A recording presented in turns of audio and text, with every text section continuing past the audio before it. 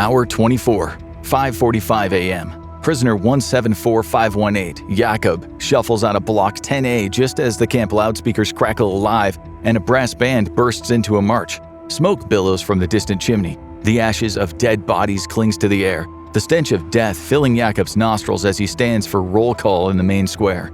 Jakob's feet are in agony, but he can't show it. Someone stole his clogs last week, and the pair he replaced them with, bartered with the shirt on his back, are too small. If Ernst, the capo, a German Jew and a violent criminal, sees his missing shirt, Jakob will get hurt. Ernst enjoys handing out pain, and Jakob probably won't survive one more beating. He is weak, he is finished, and he knows it. And if his swollen feet mean another stay in the infirmary, that only means one thing. He'll no longer be economically useful. He has half a mind to do what many others have, ending it against the electrified fence. The men from Block 10A fall into line with the men from Block 9A, mostly Ukrainians, all of them silent and broken. They traipse through the mud in time to the orchestra's rhythm, boots and clogs sinking into the ground, hoping they won't lose one and be beaten. Last night's Allied bombing raid hit a storage hut. Smoke still lingers in the air. Two prisoners lift a corpse by the wrists and ankles, dragging it toward a cart headed for the crematorium. The bombing has made the SS block supervisors jittery, their faces, always smoking, always stressed, showing the effects of last night's schnapps. Since the bombings, the guards have been studying the prisoners' faces for any flicker of hope, a glimpse of liberation. But Jakob is too exhausted to hope. He feels nothing. Anyway, the bombings on the factories create more fear than hope, not just for the collateral damage, but because they're an excuse for the SS to massacre more men. Hour 23. In the brick factory, Jakob pulls red-hot bricks from the oven and drops them into a cart. A Ukrainian, Victor, drags the cart outside and throws the bricks into the lorry. He does it fast, without much effort, like he's made of something stronger than the others. Somehow, Victor endures what breaks other men. He is a force of nature. He never gets sick. Even lice seem to avoid him. He's been here well over a year, and somehow he looks like he could survive another. Most new prisoners seem to think if they just follow their orders, work hard, bow their heads, maybe they'll just get through it. They won't. The Germans don't provide enough food for a man to live long. Following orders means death in 6 months or less, so you need to create your own rules. You hustle, you steal, or you die. In this game of survival of the fittest, the Germans have brought out the worst instincts in men. It's dog eat dog, pitting prisoner against prisoner, divide and conquer. And that's how Victor does it. Everybody fears him. If he takes your clogs, that's your fault for not sleeping in them. He's ruthless, cunning, and as tough as they come. His tattoo tells the story. A low number, proof he's been here longer than most. Almost 2 years for Victor, 8 months for Jakob. Most don't even last 3. Hour 22. Ernst taps his baton against his leg as Victor wheels the bricks out of the factory. No one meets his eyes. It's safer not to. He's in a foul mood today. Everyone can see it. He wears the green triangle of a criminal. He's an abuser of women. Under it, sewn tight, is a small yellow strip, the mark for Jews. So a Jew and a criminal, that makes him subhuman in the eyes of the Nazis, but very useful. The more sadism he dishes out, the more he thinks he'll gain the trust of the SS. The other capos, the criminals, the politicals, the pink triangle-wearing homosexuals, the men the Nazis think they can fix, maybe, but never a Jew. To prove his loyalty, he's gonna have to work harder. He watches the other men closely, waiting for the smallest mistake. Hour 21. In the camp, you dream only about food. The body dictates what the mind wants. Love, memory, hope, all of it shrinks down to hunger, and the tricks you need to know how to get enough to eat. Jakob has survived so far because he knows when to line up for soup. Not first, not in the middle, but close to the last, when the pot is almost empty and the ladle scrapes the bottom. The thick part, the turnip skins, carrot ends, potatoes, the pieces that prolong life that impatient men won't wait for. Jakob knows how to eat bread with his head back, catching the crumbs on his chin. And that's what survival boils down to, crumbs and fragments. As he stacks the bricks, he thinks about the shirt he needs. He could barter his bread ration later, or he could take a beating, but that would probably kill him. So when the capos turn their backs, he pulls Victor close and he opens his jacket, showing his bare chest. Victor, who can't speak German or even Polish, understands. He points toward the latrines, the area where business is conducted later in the evenings. Now Jakob has to find something to barter. Hour 20. A gunshot cracks around the yard. Victor flinches and drops a brick. Another man shot. Maybe more target practice. He keeps loading the truck. His arms shake from hunger, but he knows he could still kill a man if he had to. Ernst, for example, who he hates with a passion. 2 months ago, they took a Ukrainian Jew from Victor's block to the whipping post by the barbed wire fence. The prisoners were made to watch, strike after strike with the baton. The man doing the beating, the block chief, waved Ernst forward and pressed the blood-stained baton into his hand. Ernst beat the life out of the prisoner. Victor watches Ernst from the corner of his eye. He thinks about grabbing him by the throat and squeezing until the stick drops from his hand. It would be easy, but he'd be shot for it, or worse, sent to the quarry to die slowly. He lifts another brick and then another, biding his time, waiting. Hour 19. The whistle blows and the men in the brickworks are ordered outside. About 50 of them, including Victor and Jakob. It's not time to eat, so could this be selection? Jakob has seen the formation before. Men pulled out of a work detail and marched away. They never come back, and it's been happening a lot since the bombs started falling. The brickworks overseer, a Polish volunteer, steps forward and tells them to form rows of 3. They march toward the main gate under the guard tower. Rain has turned the ground to black, energy-sapping mud. Trucks are waiting. The men climb up and begin unloading wooden sleepers. They lay them down near the special compound. The VIP prominents sit outside under the shelter, smoking. These are the political hostages, important men, the rich and the famous from across Europe. Even a few well-connected Jews, human bargaining chips. Victor shoots Jakob a look as if to say something unusual is happening. It looks like the VIPs are being moved out. This is serious. Hour 18. The men file into the canteen for soup and bread. A young prisoner named Elias, a Pole, steps in close to Jakob's ear. Elias is an animal who would literally rip the shirt off your back or beat you to death if you stole from him. He has no conscience. In the camp, he is in his element. Where all the men despair, Elias flourishes. "I know where your wife is," he whispers into Jakob's ear. Jakob keeps his eyes forward. He doesn't answer. Elias leans closer. "She's alive, in the women's block, Sector 4. Jakob's hands shake. He tries to hide it. "She's up for selection, but I can help." Elias tells Jakob he knows a doctor who will admit her to the infirmary, for a price, of course. Jakob says nothing. He has nothing to barter with, and anyway, he doesn't believe Elias. In another life, Jakob was quite well off. Elias probably thinks that he's still got money stashed away, but almost all of the men in the camp have missing wives, so Elias could just be lying. "Think about it," Elias says. He turns to leave and then looks back over his shoulder. "Bluma, right?" Jakob feels a weight pressing down on his chest. Bluma, his wife's name. Hour 17. Jakob stands in the mud, his heart pounding. He's accepted that Bluma and his children were gone. When you are slowly starved to death, when every day masses of men go missing, you lose faith in everything. He remembers the day they were taken. Trucks arrived before dawn. They were pushed into lorries and driven to the station. Families stayed close together, holding onto their suitcases. Everything families carried was stripped away in minutes. The rich with their silver cutlery, the poor with their holdalls. An SS guard with a megaphone in hand said that they could collect it later. They had nothing to worry about, or so he claimed. The children would go to school, the wives would stay home. They were promised a wonderful life. Then the cases were thrown into a heap. Some burst open. Jakob saw clothes spilled onto the platform. A child's shoe, a wig, academic textbooks, even a metal brace for a damaged spine. All of these people suddenly thrust into a world where they owned nothing. His 2 children, an 8-year-old girl and his son, just 11, sobbed. Bluma tried to console them. Jakob put his arms around her, pulling in the children close, but a guard struck him across the face with a baton. He fell. Blood filled his mouth. The strangest thing, the guard didn't seem angry. Violence without emotion. Like it was natural, a new concept that Jakob would soon get used to. When he looked up, Bluma and the children were swallowed away by the throng of the other tearful women and kids. He clung on to her smell. He could still feel her hair on his face, her warm cheeks.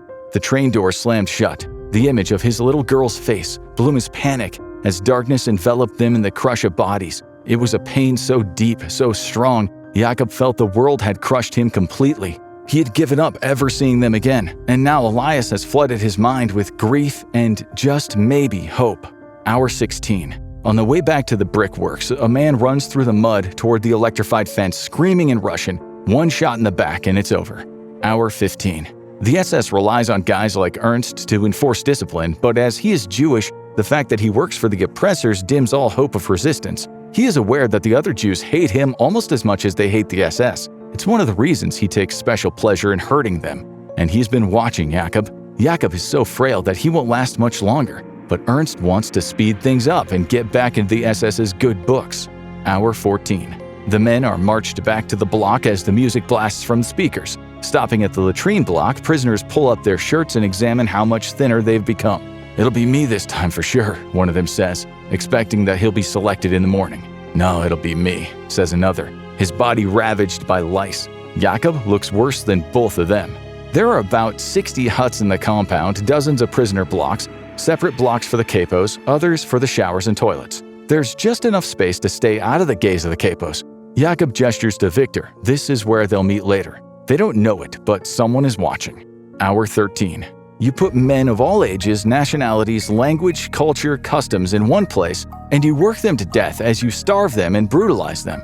What will they do to survive? Jakob, Victor, and even Ernst, they've adapted well. Each has a system to survive. Jakob walks past a bunk. A young man close to death has made the mistake of falling asleep without guarding his things. There's a spoon, and a spoon can mean the difference between life and death. Jakob bends down, picks it up, and walks out of the block. He's become something he doesn't like, but with the news of Bluma, he'll do anything to stay alive. Hour 12. The exchange market is at the back of the latrines, as far away from the SS block as possible.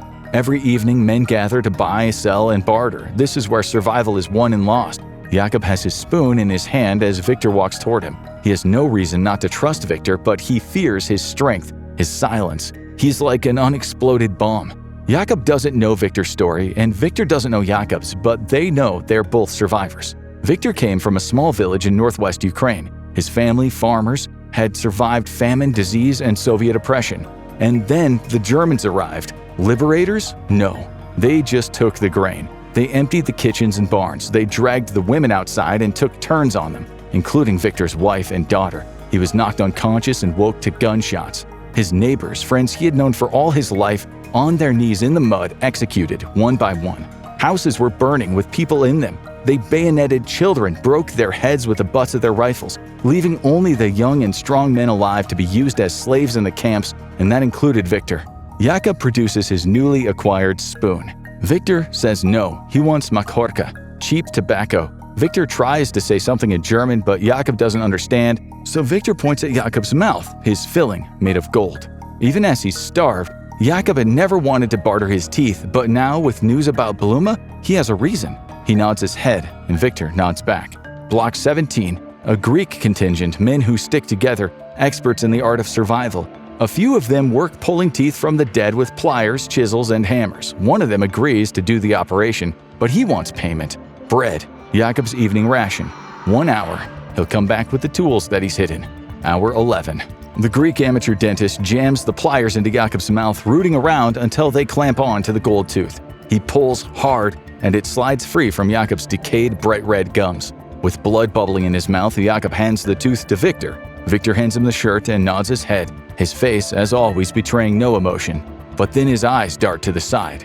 Ernst. He smiles, pounding his baton into the palm of his hand. "You'll all be selected in the morning," he growls, and then he turns to walk away. Victor snatches the blood-stained chisel from the Greek and charges at Ernst's back. The Greek tries to shout him down. Jakob freezes, but Ernst is still relatively healthy. He sidesteps with ease and drives his baton straight into Victor's face. He whistles, and within seconds the other capos come running. The men are surrounded. Hour 10. The commander from the SS's Death's Head unit looms over Victor in the main square. The men from Jakob and Victor's block are made to watch. Ernst has a look of satisfaction on his face. He'll be paid well for this. The commander announces, "This animal has no right to live. The camp will be cleansed of filth." Victor is kneeling. Soon he'll be with his wife and daughter. He even affords himself a wry smile. Jakob flinches as the gunshot cracks. Victor drops face first into the mud. Jakob knows that tomorrow it'll be his turn. Hour 9. Jakob lies on the 3-tier bunk, 2 men crammed into the same bed. If any of them survive, he asks, please remember his full name was Jakub Leszczynski. He tells them he was a literature lecturer at the University of Warsaw. His wife Bluma was a renowned chemist. They had 2 children, a girl and a boy. Please tell them I loved them, he says, hoping that they're not already dead. The other 2 men are exhausted. One of them is already sleeping, but the other makes a promise. If he lives, he'll find Bluma. Hour 8. In the capo block, Ernst is sleeping soundly, alone in his bunk. His chances of staying alive just improved greatly. Everyone knows sooner or later the Allies will come, but he will say he was just a victim and that he had no choice. The alternative was death. He'll just need to figure out how to avoid the prisoners desperate for revenge. Hour 7. Jakob stares into the gloom, listening to the snores and the pained groans. At sunrise, a few of these men won't wake up, and then, like them, tomorrow, Jakob will be ashes drifting off into the wind. Hour 6. Planes roar overhead, their bombs whistling before the distant explosions roll across the camp. An almighty crash shakes the hut. Bells start ringing. Shouts from the outside. All prisoners line up. Engines rumble. Trucks, motorbikes, gunfire somewhere beyond the wire. Are the Soviets coming? It's still dark outside. Jakob can just about see the SS block. Germans panicking, running in and out with arms full of documents and cases. One of the factories is on fire. It looks like the Germans are getting out, but what about the prisoners? Another plane roars overhead. Another explosion, this time closer. No one seems to be in control, but the prisoners are too weak to make a move. They just stand there waiting for an order, like men trapped in their own death spiral. Hour 5. The plan had been to march the men about 12 miles away, but the attack came earlier than expected. Ernst hasn't been told much, but he does know that the next few days we're going to see about 40% of the remaining prisoners selected for the gas chambers. There's no time for that now. The SS are scrambling. Ernst sneaks around to the huts where the jackets of the dead are stored. He slips off his jacket with the green triangle and he changes it to one with a red triangle. A political prisoner is better than a criminal. And he walks into a warehouse and picks a pair of spectacles from a vast mound of them. He's surrounded by piles of shoes, hats, children's clothes, baby bottles, hundreds of dentures, and a stack of prosthetic limbs. Hour 4. Jakob takes off his clogs and walks barefoot through the mud, blood mixing with the dirt. It started to snow, and the ice cold stings his swollen feet. He heads toward the infirmary where he knows there will be clothes. The doctors and nurses are gone already. Men lie in their beds, some too weak to move. Scarlet fever, dysentery, typhoid.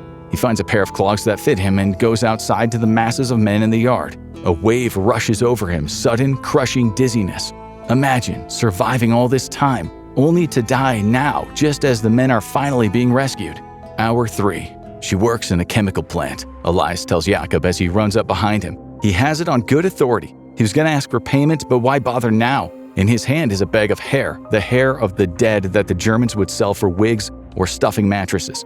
For Elias, it's just business. The men are now raiding SS huts, grabbing food and clothing, pulling on Camel cigarettes. Jakob struggles through the gates and keeps on going until he reaches an open field. The smell of death fills his nostrils as he approaches a heap of skeletal bodies, intertwined like broken puzzles, mouths open, eyes bulging, mass graves, overflow from the crematoriums. He mutters a silent prayer and thanks God it wasn't him. He follows a group of prisoners toward a compound that houses the English POWs. It's empty. They ransack it, finding cigarettes, margarine, bread, and sugar. Then a deafening roar, a blinding light, and a searing heat. Jakob is thrown to the ground, his ears ringing. Men scream.